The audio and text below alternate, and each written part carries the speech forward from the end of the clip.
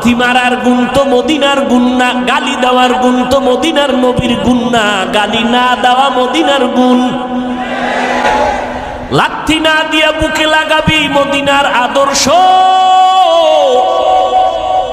যদি বান্দার দিলটা নরম থাকে আলহামদুলিল্লাহ, গরম থাকলে বেশি বেশি রোজা রাখো, মদিনার নবীর উপরে দরুদ পড়ো, দিল ঠান্ডা হয়ে যাবে। এই জমিনে জান্নাতের টিকিট পেয়েছেন 10 জন সাহাবা। আবু বকর জান্নাতের টিকিট পেয়ে মরণ পর্যন্ত শুধু কান্নার আওয়াজ। আমি আল্লাহর আদালতে কেমনে দাঁড়াবো, কেমনে হিসাব দিব।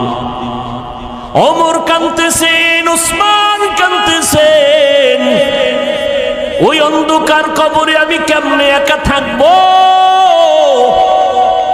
হযরত আলী কাঁদতেছেন, অথচ তাদের নামে জান্নাতের টিকিট রেডি। কয়জন? জোরে কও যুবকেরা। রাতের গভীরে কান্নার আওয়াজ, নবী কান লাগাইয়া নজর করে দেখেন আবু বকর তাহাজ্জুদে কান্না করে। জান্নাতের টিকিট পেয়ে যদি কাঁদেন তো আপনার আমার উপায় কি? ও বাহাদুরেরা, এরে পর্দার আড়ালের আম্মা জানেরা আসেনি?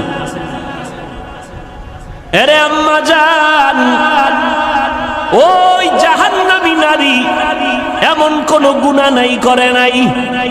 রাস্তা দিয়া চলতেছেন, হঠাৎ করে নজর করে দেখে রাস্তার কিনারা একটা কুকুর পানির পিপাসায় জিহ্বা বের করে কাঁদতেছে। জাহান্নামী গুনাহগার নারীটার অন্তরে মায়া হলো, দৌড়াইয়া গেল পানি আনার জন্য, কিন্তু কোনো পাত্র নাই।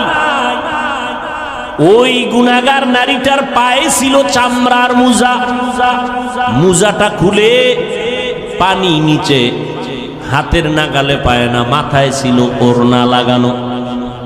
ওড়নার মাথা মোজার সাথে গিরা লাগাইয়া এরপরে কূপের থেকে পানি উঠাইয়া কুকুরকে পান করাইয়া দিল।